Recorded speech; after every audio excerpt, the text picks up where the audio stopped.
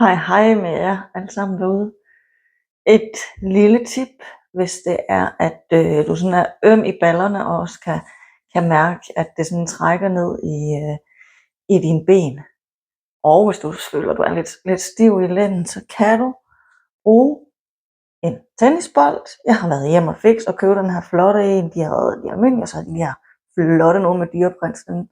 Selvfølgelig dem, jeg skulle have, og jeg tror, jeg har givet 20 eller 29 kroner for 3 stykker. Så er der til både til hund og kat og familie. Selvfølgelig, hvis det er, at du har mange smerter, så skal du altid søge professionel hjælp i form af din læge, din massør eller en fysioterapeut. Altid husk det, hvis det er slemt. Men ellers er der sådan en lille fif her, du kan bruge til lige at få løsnet op i de her muskler, vi har i ballerne.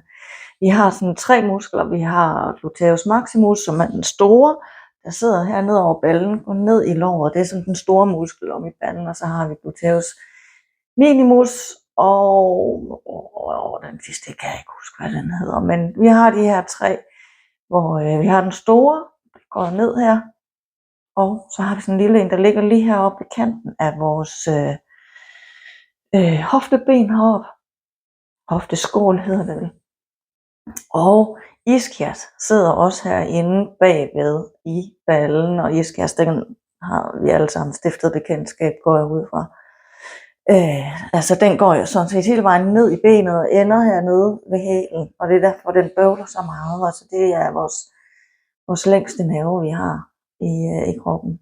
Så derfor mærker vi til den, og den kommer vi også ind og røre med, den her bold. Og det er sådan set det eneste, du skal bruge. Du behøver ikke at have en mod og gøre det på. Du kan bare ligge nede på gulvet. Så du ligger på gulvet, og så kan du lige bøje, starter vi lige i højre side her. Så bøjer du det højre ben, så kan du lægge bolden ind under ballen her. Lige finde et godt sted, hvor du lige synes, du er øm og trænger til noget massage. Og så ligger du med den her, du kan tippe knæet lidt ud til den ene side. Og kommer Connie der, skal være med. Tipper benet ud. Ligger med det her. Hvis det er, at du mærker, at det gør for ondt. Altså du skal selvfølgelig selv lige justere trykket på, hvor du har dit ben, fordi det er forskelligt. Både hvor det er hen i ballen, men også selvfølgelig fra person til person, hvor ømme vi er herom. Og så brug din vejrtrækning til at give slip på spændingerne. Så du tager de her dybe ind- og udåndinger, så du kommer helt ned i maven med dit åndedræt. Du tager en indånding. Når man kommer helt ned i maven, du må gerne lade maven gå ud, når du trækker vejret ind. Og så lad maven gå ind, når du puster ud. Og så ligger du her. Find ud af, om du skal have benet lidt længere ud. Mærker efter. Kan jeg også lave den her, hvor du strækker benet og bøjer det. Når du ligesom musklen til at arbejde, mens du ligger på bolden her. Og jeg kan mærke, at jeg er rigtig, rigtig øm, når jeg gør det her. Så du mærker efter, jamen, er det her godt for mig? Kan jeg holde til det? Og så ligger du bøjet knæler, knæet falder lidt ud til siden. Og så undervejs, så justerer du bare bolden ind, at du kan rykke den lidt opad her op mod lænden, op mod kanten af hofteskålen. Vi har den lille muskel, og skal være rigtig, rigtig øm. Altså den døjer jeg rigtig meget med selv, når jeg kommer i seng, så kan jeg mærke, at den snakker og værker. Og igen lader knæet falde ud til siden, brug din vejrtrækning.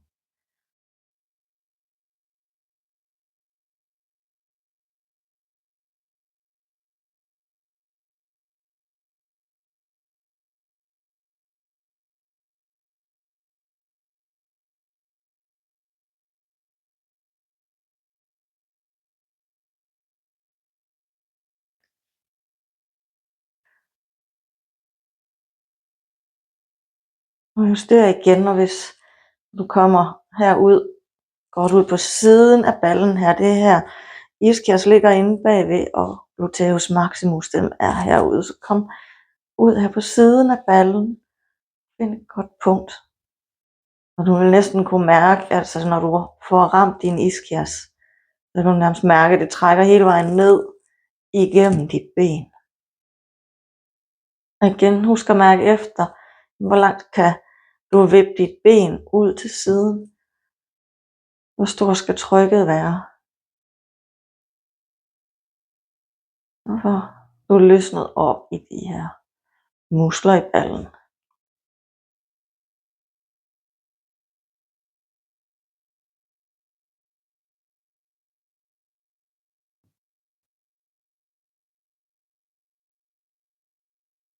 Og flyt sådan lidt rundt med bolden og mærk, hvor du har behov for det.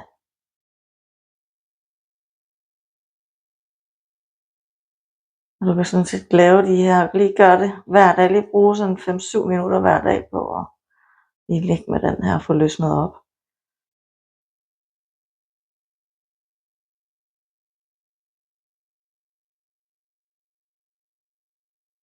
Vis. Ja, Connie, hun vil gerne være med.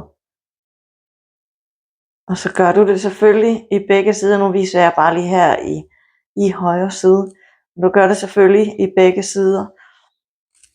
Og du vil selvfølgelig mærke, at der er forskel fra den ene side til den anden. Og det er jo selvfølgelig helt normalt, fordi vi går måske en lille smule skævt, eller trækker på det ene ben eller et eller andet. Så det vil være forskel fra den ene side til den anden. Du kan også bruge den under fødderne. Vi har jo alle de her zoner under fødderne, som er forbundet til vores indre organer og til ryggen ude i siden af foden, skulderen øverst her i foden osv. Alle vores indre organer ligger på undersiden af foden. Jeg har selvfølgelig også noget ovenpå inden for zoneterapien. Så brug den under fødderne. Den viser jeg jer også lige. Godt. Så er de her, eller den her, hvor du kan bruge den under fødderne. Brug bolden under fødderne, og du lægger den egentlig bare på gulvet, og så står du her og ruller bolden under fødderne. Lægger lidt vægt ned på foden. Og hvis du så er der nogle steder, du kan mærke, at du er øm, så bliver du lige der og holder trykket. Hvor du nu mærker noget ømhed. Så får du ligesom sådan stimuleret de her indre organer, som du går ind og påvirker, blandt andet, som sidder hernede i foden, og herude omkring hvor svangen den er, der har vi rygsøjlen. Du skal ligesom se fødderne. Du kan også selv gå ind og google et billede i forhold til zoneterapi, men skal man ligesom forestille sig, at fødderne, det afspejler vores krop. Så det ender, hvis vi nu siger det fødderne her, at indersiden af fødderne, det er sådan ligesom rygsøjlen, og så på hver sin side af rygsøjlen og svangen, det er det, der sådan ligger inde i kroppen. Jeg håber, det giver mening, det jeg siger. Men så gå ind og lige google et billede af hvor du bare skriver zoneterapi, så kommer der de her billeder frem med punkter, hvor tingene de sidder herinde. Og det er super spændende, synes jeg, at dykke ned i. Og selvfølgelig igen, begge fødder. Bruger du vil igen kunne mærke, at der er forskel fra den ene side til den anden. Stopper op ved de her punkter, hvor du ligesom mærker, at du er øm. Ved mig, der er det sådan område ned omkring, lige over hælen. At jeg kan mærke, at der er noget sådan lige herude ved det øverste af hælen, lige ude ved svangen. Det er øm. Og du vil, altså når du er færdig med det her, så vil du også mærke, at du ligesom sådan er øm i fødderne, når du har gjort det. Og det er altså helt normalt. Og hvis du nu lige vil give dig selv den sidste forkælelse, så giv lige en gang fodcreme bagefter, og lige sådan stryg lidt hen over fødderne, for det giver dig selv det sidste forkælelse.